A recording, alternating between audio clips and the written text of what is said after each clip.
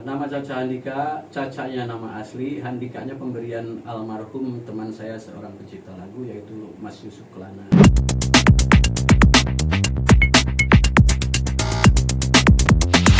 Masak-masak sendiri, makan-makan sendiri, cuci baju sendiri, tidur pun sendiri. Saya ketinggalan jauh. Keberuntungannya sama abang kita, Bang Marakarma. Saya sama Bang Marakarma itu beda antara 6 sampai 8 bulan. Beliau lebih dulu dengan lagu Resesi, lagu Siapa Suruh di belakang 6 bulan sebelum setelah Bang Marakarma. Jadi kalau zaman dulu kan begitu. Kalau lagu yang belum tentu laku nggak bakalan diperjuangin. Tapi waktu itu lagu Resesi itu meledak gitu ya. Jadi hasil dari itu tuh langsung dipakai gambling terus untuk memajukan karya itu. Kalau ke saya kan pastinya begini, lagu lu kan belum tentu laku, udah ntar aja kalau udah laku, ketahuan laku baru dipromosiin gitu.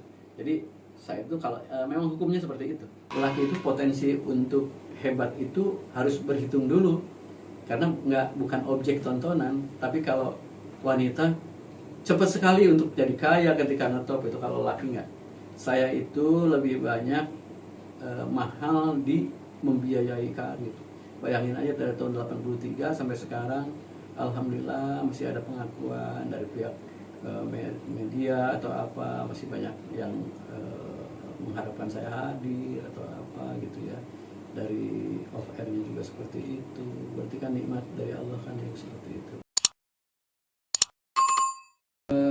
Untuk adik-adikku, anak-anakku yang sekarang baru bermunculan di dunia baik suara, khususnya di dunia nyanyi, nikmati, syukuri. Alhamdulillah, saya juga sebagai orang tua kalian, senior kalian, menganggap kalian tuh orang-orang yang istimewa. Apalagi hasil dari ajang pencarian bakat dan kalian menjadi juara atau apa, itu satu nikmat yang tidak terkira itu yang Allah kasih sama kalian. Hanya satu saja, kalau saya mungkin bukan hanya satu lah diantaranya, kalau saya bilang tidak cukup dengan kalian suaranya bagus, popularitas yang tinggi, tapi kalian melupakan etika gitu ya. Karena memang baik itu orang yang pintar mengaji, agamanya tinggi, tapi kalau mereka merasa tinggi hati dan orang lain selalu rendah di hadapan kalian, itu kan artinya tidak berakhlak ya. Apalagi kalian ada di artis, menjadi artis itu kadang-kadang menjadi idola para penggemar gitu ya. Berilah gambar kalian sesuatu yang bisa ditiru sama mereka dalam hal yang positif gitu.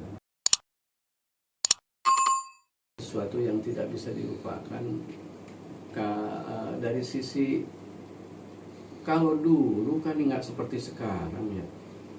Dulu ketika saya berkarir itu yang lebih banyak nggak bisa dilupakan tuh karena dalam ini udah jadi artis pun begini ya.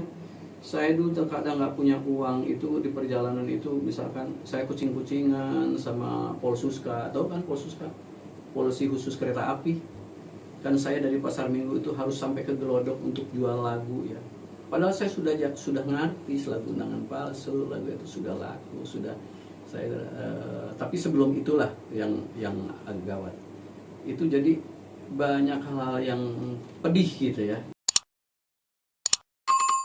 Saya berusaha bagaimana caranya saya menjadi seorang seniman. Saya mencari jalan dengan cara mendekati pimpinan-pimpinan grup musik saat itu di Tasikmalaya. Jadi saya di situ saya bekerja sebagai tukang manggul sound system, kadang-kadang ikut juga bikin panggung dan sebagainya lah. Bagaimana caranya saya supaya bisa mendekat. Dan zaman dulu di tahun 79 itu mau pegang gitar aja nggak mudah. Mungkin dalam satu kabupaten Tasikmalaya itu yang punya gitar listrik itu adalah grup-grup musik. Kalaupun ada itu orang kaya sekali baru bisa punya. Itu pun kan susah untuk disentuh sama saya.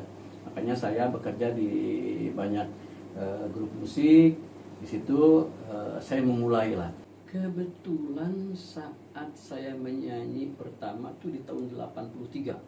83 saya nyanyi karya orang lain, yaitu abang saya, saudara saya, guru saya itu Bang Haji Edi Lestaluru.